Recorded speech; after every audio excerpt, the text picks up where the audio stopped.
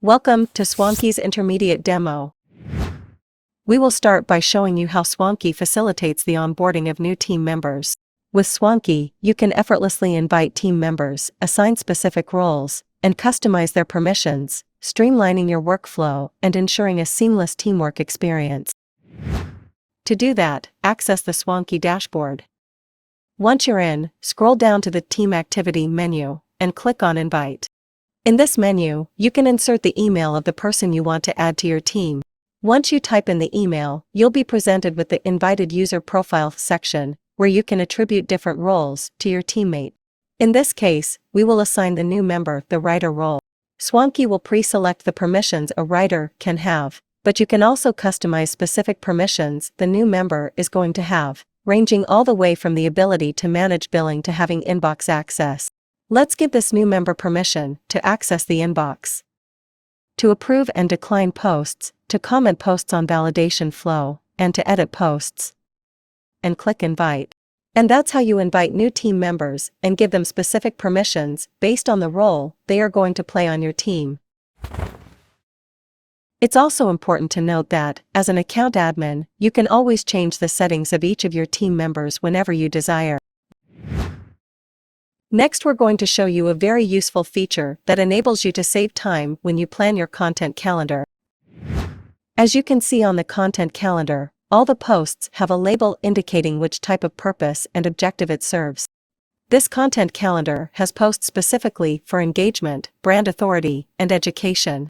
But labels can be added to whichever name and purpose you like, as you will see in our next step, which is planning a post. This is also very useful while working with a team. If you work with designers, copywriters, and social media managers, they can all know exactly what is being planned and adjust their own schedule to help create the content calendar. They can also change planning definitions and add images and text to the planned posts, which makes teamwork easy and seamless. Before we plan a post, you can filter your content calendar to show you only the post you have planned. To do this, simply deselect all the statuses you don't want to see. Now let's plan a post. For that, click on any day you would like and select the planning option. On the publication planning menu that pops up, you can start by giving your post a title. After that, select the channel and then the profile in which the post will be published. In this case, let's choose Instagram. Next, you have the option to select the timeframe of when you intend to publish your post. Note that this timeframe can later be edited if you need to. After that, specify which type of publication this post planning is about. Let's select image and text. Below, you will have the option to add your copy to your post. We already have the copy idea, so we will add it. The same applies to the images.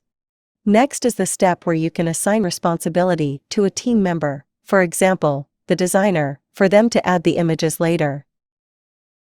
After that, you have the option to add labels to your content, just like we saw earlier. You will also have the option to add any extra information that you think is relevant to your planning. Lastly, at the end of creating your publication, you can send it for internal or external approval. For this, toggle the Send for Approval option, and a menu will show up. In this example, we will send it to internal approval by selection a team member and adding a note. To finish up your planning, click on Create Planning. As you can see, you now have your content planned. After all is done and approved, you can turn your planned content into a post with one single click on the Convert to Publication button. You will be redirected to this menu where you can see your post preview and give it some final adjustments if you like. Once you are happy, click on Schedule. Let's now explore which types of posts you can create with Swonkie. In the Add New Post menu, you have an interface that shows you all the social media profiles you have connected to your Swonkie account. Let's start by creating a TikTok. For this, you will need to select your TikTok account, and then, to upload your video, click on the camera icon. After you upload the video, click on the TikTok icon to edit it, and then click on Next. You will then have the ability to customize your TikTok with different emojis, GIFs, a drawing tool, and text. In this example, we will add text.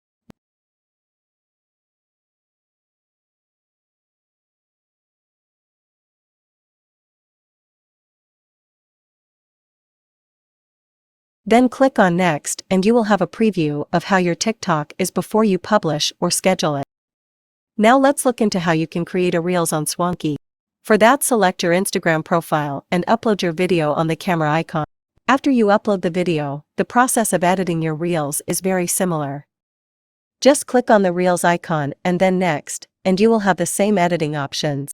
Let's also add text to this Reel.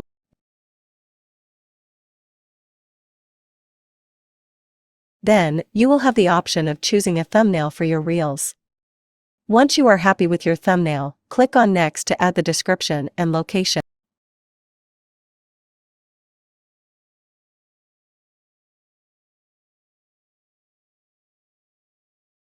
By leaving the Publish at Feed Preview selected, your Reels video preview will be available on your profile and feed. Lastly, click on Save, and you will have both a preview of your Reel and a preview of how it will look on your feed. You can click Publish or Schedule when you are all set and done.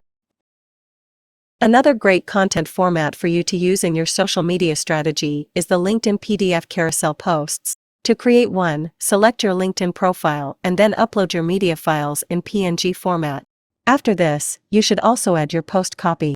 Next, to turn this post into a LinkedIn PDF carousel, it's as simple as clicking on the document icon, which will lead you to a menu where you can name your PDF.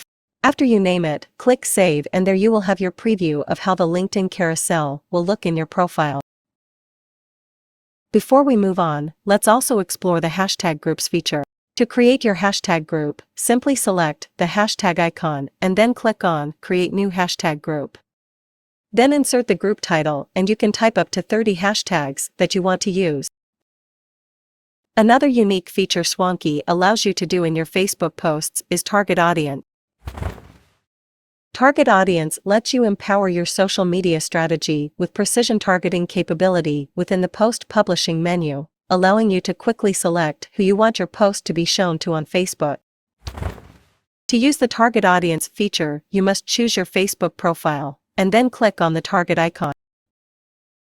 A menu will pop up that lets you define your target audience according to age, location, schooling years, education status, interest, and marital status.